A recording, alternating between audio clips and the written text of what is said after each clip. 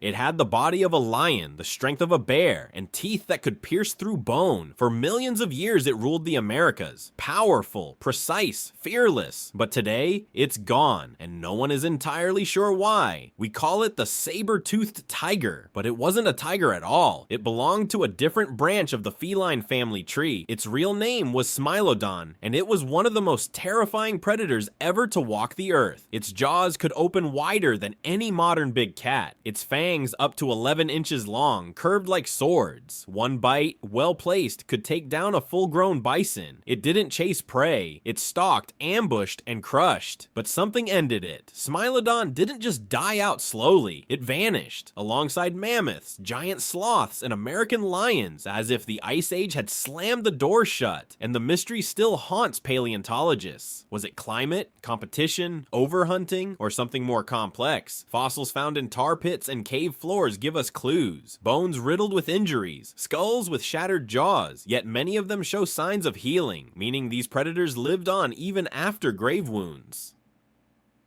Which raises a strange question. Did Smilodon care for its own? This animal wasn't just a killer. It may have been a social creature, a leader of packs, a provider for the injured, a giant with a hidden side. Its story is written in scars and teeth, and those who study it are still uncovering pieces of a puzzle that spans continents and millennia. This is not just the tale of a deadly feline. It's a story of survival, of loss, and of a world on the edge of change. To understand why Smilodon vanished, we first have to see how it lived. We must enter its world, a wild, cold, unpredictable land teeming with giant prey and deadly competition. And we must follow its trail, from the forests of Ice Age California to the killing grounds of the La Brea tar pits, from cave walls to museum bones, from dominance to disappearance. This is the rise and fall of one of prehistory's greatest hunters, and its end is just the beginning. Long before scientists had a name for it, Smilodon was already leaving its mark, buried in sediment, encased in tar, waiting for the future to catch up.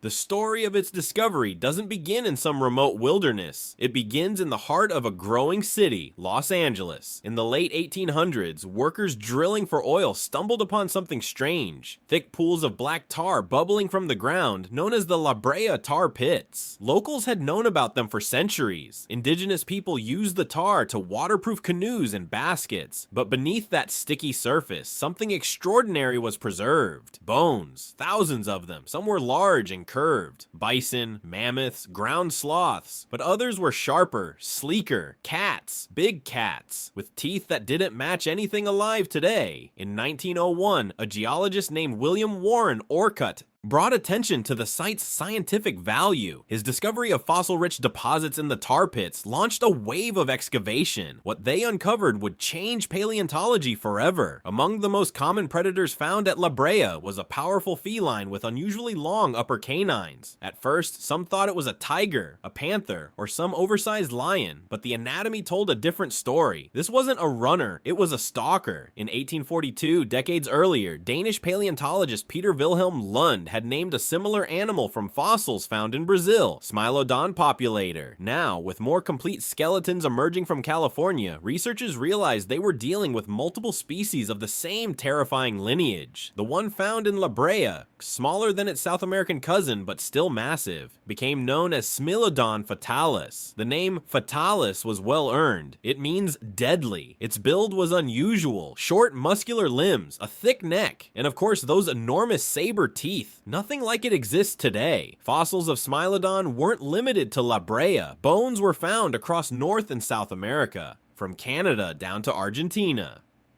In Florida, Texas, and even Peru, fragments of its legacy surfaced, each telling a piece of a bigger story, and the more they found, the more questions emerged. Why were so many Smilodon fossils concentrated in one place? Why did so many of the skeletons show healed injuries? Was this predator unusually prone to danger? Or was there something social at play? By the mid-20th century, Smilodon became one of the most studied prehistoric predators. Its image, fangs bared, muscles tensed, appeared in museums, documentaries, and textbooks. It was the star of Ice Age exhibitions, yet despite the bones, the mystery deepened. Modern big cats are mostly solitary, but could Smilodon have been different? Could it have lived in prides like lions, or something even more complex? CT scans, isotopic analysis, and biomechanical models helped flesh out how it lived and hunted, but no tool answered the big question, why it disappeared. As discoveries grew, so did debate. Was Smilodon doomed by its own specialization? Were its saber teeth a lethal gift and a deadly curse? Did it fall to changing prey, warming climates, or the arrival of humans? Today, La Brea continues to yield new insights. Over 2,000 individual Smilodon specimens have been uncovered there, more than any other predator, and each one holds clues. Together, they form the largest and most complete record of a single extinct predator in the world. From the dark tar of Los Angeles to the fossil beds of South America, the story of Smilodon's discovery is still unfolding. It may be extinct, but it refuses to be forgotten. Smilodon was not a cat you'd want to meet in the dark. Even among Ice Age predators, it stood out, not just for its size, but for how specialized, how extreme, and how deliberate its body was. The most iconic feature, of course, were the teeth. Smilodon's upper canines could reach lengths of 11 inches, longer than a human forearm. They were flattened, curved, and finely serrated on the edges, like steak knives designed by evolution. But these fangs weren't just for show, they were weapons built for soft targets. The throat, the belly, the arteries. One slice, placed perfectly, could bring down prey much larger than itself, and yet those teeth were surprisingly fragile. They couldn't bite through bone like a lion or hyena. A misplaced strike could snap them. That's why Smilodon had something else. Powerful forelimbs, thick, muscular, almost bear-like arms that could grapple prey to the ground. Its shoulders were built like a wrestler's. Fossil analysis shows incredibly dense muscle attachment points along the humerus and scapula, giving it crushing strength in the front half of its body. Smilodon wasn't a sprinter. Its legs were short and stocky. It didn't chase prey for long distances like a cheetah. Instead, it relied on ambush. A sudden burst from cover, followed by a grapple, a bite, and then retreat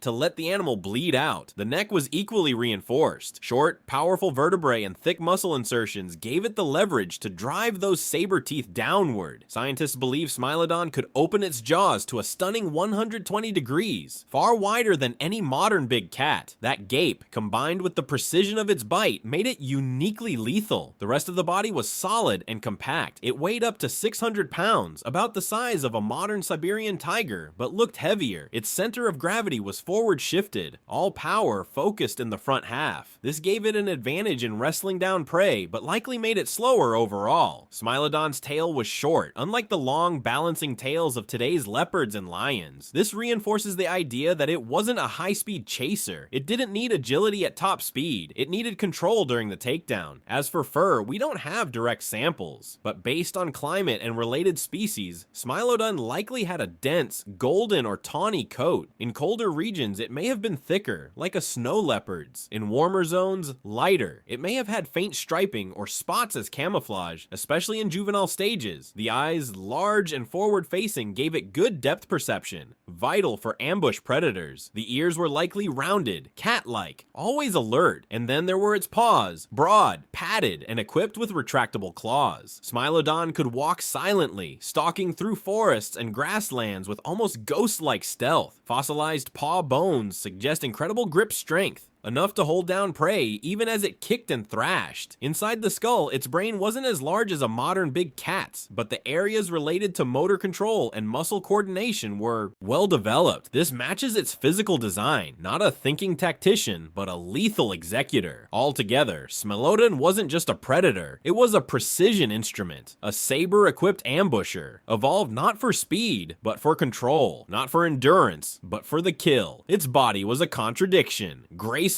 yet brutal, elegant yet monstrous. Everything about it was designed for a world of giants, bison, camels, ground sloths, and mammoths. And when that world changed, Smilodon would have to fight for its place all over again. The sun rises over a frost-covered plain, mist clings to the earth, and the wind is still. Somewhere nearby, a herd of young bison grazes cautiously near the tree line, unaware, unprepared. But it's not the bison that hold the story, it's what's watching them. Low Low to the ground, hidden behind tall grass, a single Smilodon crouches in silence. Its muscles are coiled like springs. Its breath is steady. Every movement is calculated. This is not a cat that chases. This is a cat that waits. Smilodon was an ambush predator, built for short, explosive bursts of power. Its preferred habitats were a mix of open plains and woodlands. These provided both prey and cover. Fossils suggest it thrived across a wide range of environments, from the cold steppes of North America to the warmer grasslands of South America. It hunted large herbivores, bison, camels, giant ground sloths, even juvenile mammoths. Its strategy wasn't speed, it was position. Smilodon crept close, launched a devastating grapple, then used its massive forelimbs and claws to pin the prey down. Then came the killing blow, a deep bite to the throat or abdomen using those iconic saber teeth. The risk was high. One wrong move, one heavy kick from a panicked prey animal, and Smilodon could be mortally wounded. Many of the fossils show signs of broken bones, dislocated shoulders, even shattered jaws. But what's more surprising, and many of these injuries healed, which suggests something almost unthinkable in a predator of this size. Smilodon may have been social. Evidence from the La Brea tar pits, where over 2,000 Smilodon individuals have been found, shows numerous skeletons with serious injuries that would have prevented solo hunting.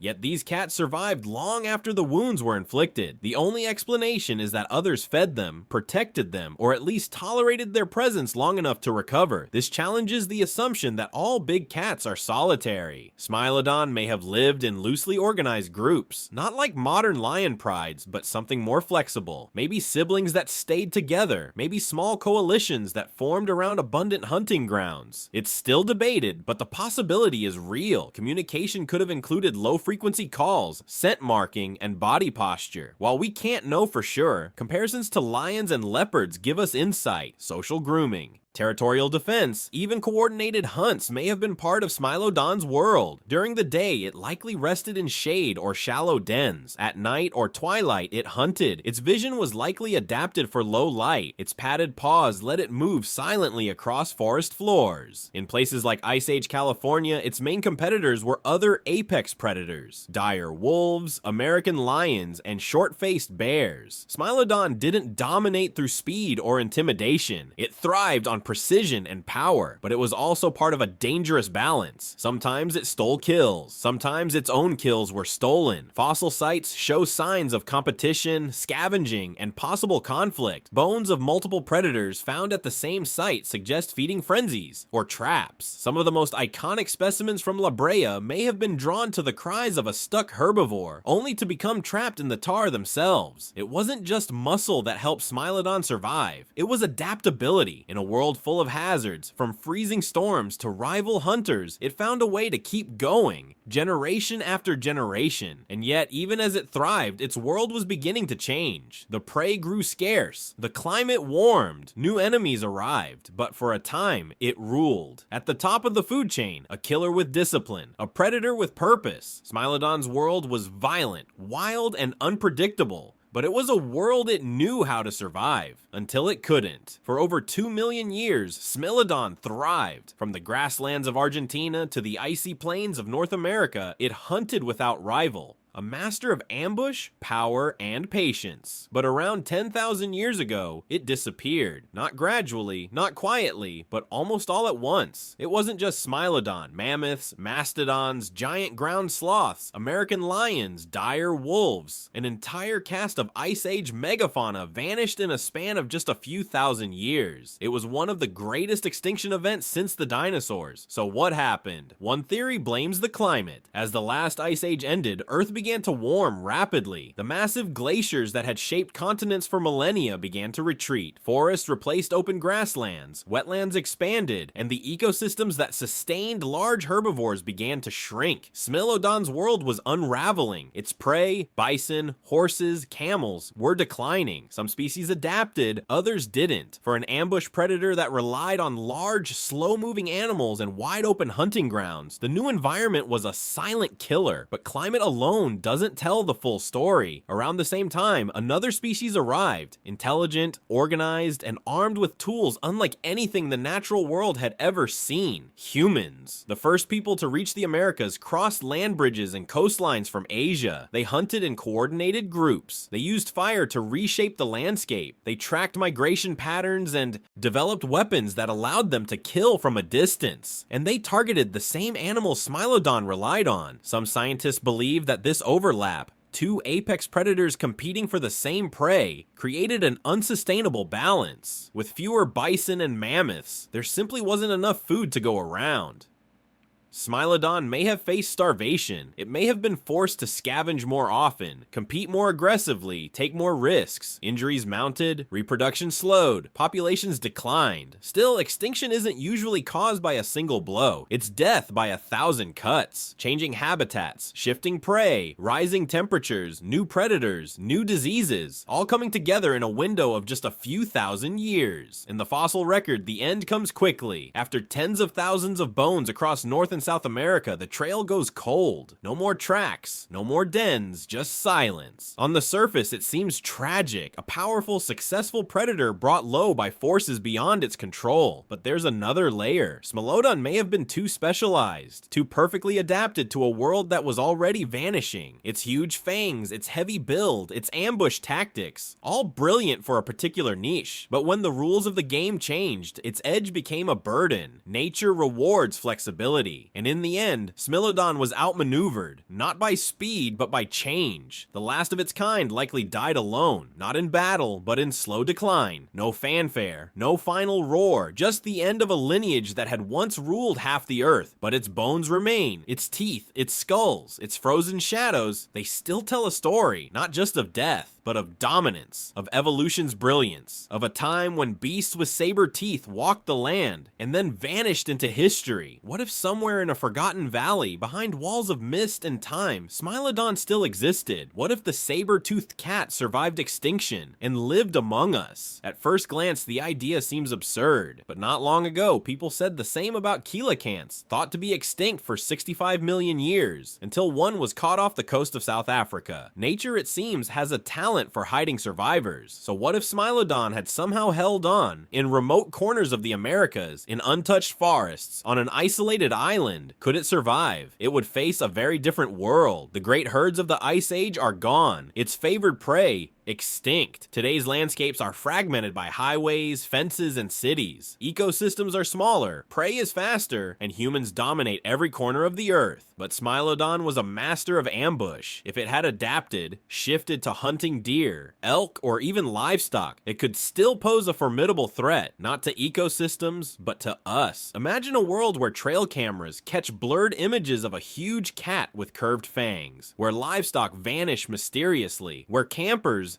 whisper about eyes in the trees and deep growls at dusk. It would terrify and fascinate us. Governments would deploy biologists and drones. Wildlife groups would fight to protect it. Others would call for its removal. Myths would form. And Smilodon, once a hunter of megafauna, would become a symbol of nature's defiance. A ghost from the Pleistocene walking among us. Now imagine something else. That we don't discover a living Smilodon, we create one. The science of de-extinction is no longer science fiction. Using ancient DNA recovered from tar pits and caves, geneticists are exploring the possibility of reviving extinct species. Through advanced cloning or genetic editing, we could one day reconstruct a Smilodon or a close proxy, using the DNA of modern cats as a base. Would it live in a lab, a wildlife reserve, a protected tundra? Would we raise it in isolation or let it learn to hunt? And would it be the same animal at all? There's no guarantee. Even if we brought back its body, the world it knew is gone. The sounds, the smells, the rhythms of ancient herds and rival predators, all lost. Could Smilodon thrive in our time, or would it simply become another captive creature behind glass? Still, the dream persists, because Smilodon is more than just a set of bones. It's an idea of power, mystery, and deep time. Its teeth aren't just fossils, they're questions. What if? What next? And what does it mean to bring back something we once lost? In museums, children stare into its skulls and ask if it ever really lived. In labs, scientists study its genome and ask if it ever might again. And in stories, Smilodon never truly died. It still stalks the edge of imagination, powerful, precise, and silent. In a world no longer made for giants, would it still walk among us? Or is its roar meant only for the past?